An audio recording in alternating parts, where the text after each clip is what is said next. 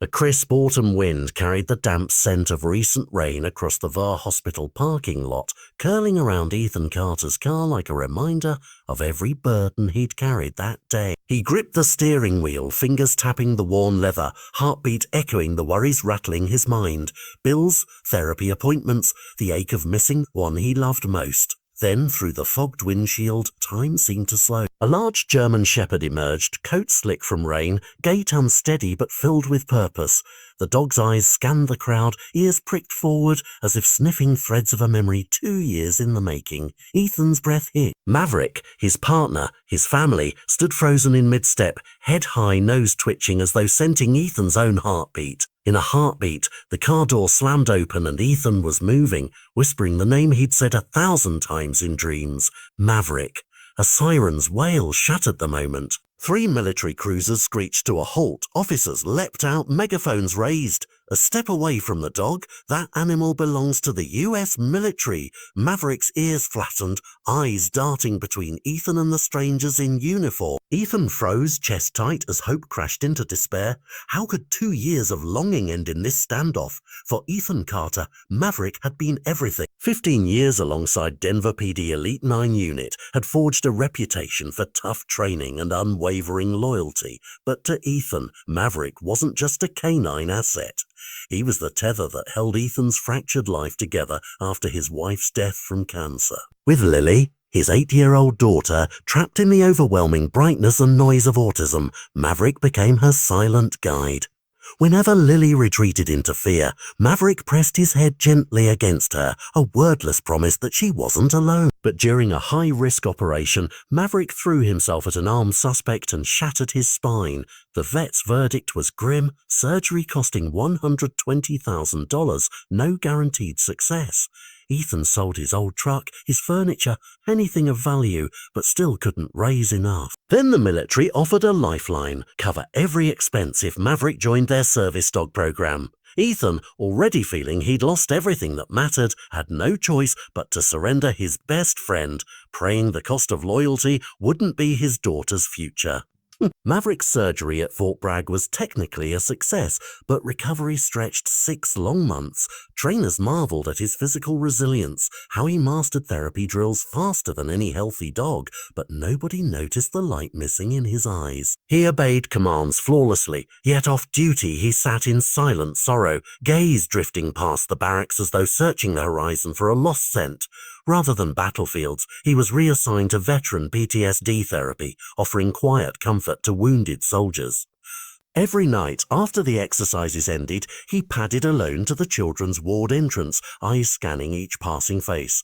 Then came the night he froze before a small girl with brown hair, her frail frame reminding him of Lily. Hope flared in his chest until she turned away, just a haunting echo of home he couldn't reach. On a cold November morning at Pine Creek Park, dark clouds pressed low overhead, and laughter from nearby children danced on the frozen lake's edge. Jack Turner, age 6, ventured too far onto thinning ice. A crack echoed like a gunshot as he disappeared beneath the surface, frantic hands scrabbling at the rim. In the middle of a routine sprint drill, Maverick's instincts roared louder than any trainer's whistle.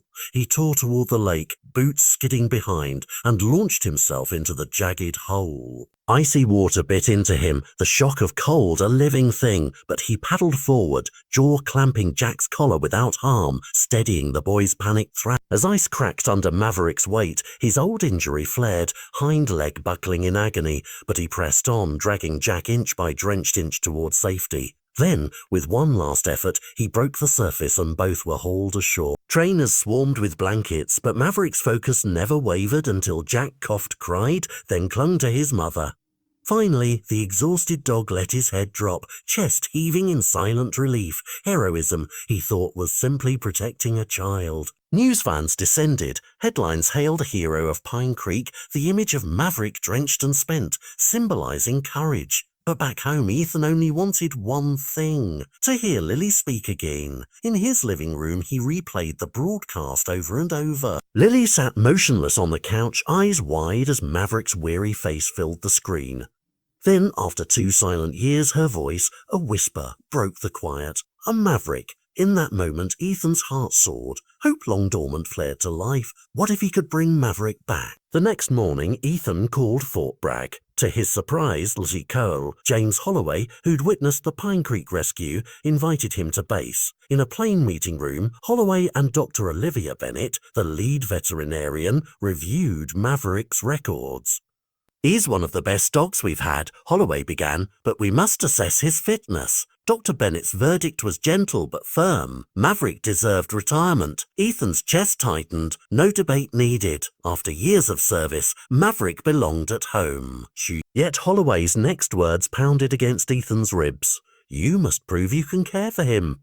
Then came the wrenching blow. New x-rays showed Maverick's spine had worsened after Pine Creek. His legs were failing again and without surgery, this time costing $155,000. He'd lose mobility forever. Ethan's voice cracked as he promised, "I'll find the money," but he knew he had nothing left. Despair met miracle when the story spread. Veterans Maverick had comforted, rallied. Parents of children he'd aided shared their stories. Strangers donated $5 and $5,000 alike, all under #Bring Maverick Home. Within 24 hours, the $155,000 goal lay in ruins, shattered by collective gratitude. Maverick would not go back. 3 days after surgery, Ethan and Lily arrived at Fort Bragg's veterinary hospital. The room was hushed, save for the steady beeps of monitors. Wrapped in white bandages, Maverick lay fragile but breathing, eyes clouded with fatigue. Lily crept forward, tears glimmering as she knelt beside the gurney, hand trembling on his head. Then, as if gathering every ounce of his warrior spirit, Maverick lifted his muzzle, ears twitching, and managed a weak wag of his tail. Lily's sob broke the silence. "Welcome home, Maverick." Ethan turned away, tears burning behind his eyes, as the dog who'd faced bullets and ice now stared softly at the family he'd almost lost. 1 month later, under a warm spring sun, the Carter backyard bloomed with new life. Lily laughed, voice bright and unafraid, tossing a tennis ball across fresh grass. Maverick, legs still marked by surgery scars, launched into a sprint that spoke of healing and hope.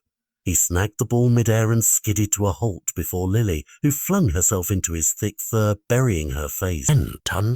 He leaned into her embrace, a gentle huff of contentment escaping his nose. Ethan sat on the porch steps, breath catching at the simple perfection of it all, laughter riding the breeze, sunshine on his wife's empty space, and the steady thump of Maverick's tail echoing a promise that family, once found, is never lost again. Each morning, the first light of dawn slips through the curtains like a promise, and Maverick is already waiting by Lily's bed, tail thumping softly against the floorboards as if keeping time with her rising heartbeat. He nuzzles her hand, warm breath stirring the softness of her pajamas, and she smiles in her sleep before stretching out an arm to pull him close. Below them, Ethan pads into the kitchen where the kettle's whistle joins the chorus of birds outside, a symphony of small joys he never thought he'd hear again. Over breakfast, Lily chats about school, her words tumbling out in excited bursts, punctuated by Maverick's gentle sighs of contentment at her feet. Watching them, Ethan feels the years of fear and guilt dissolve,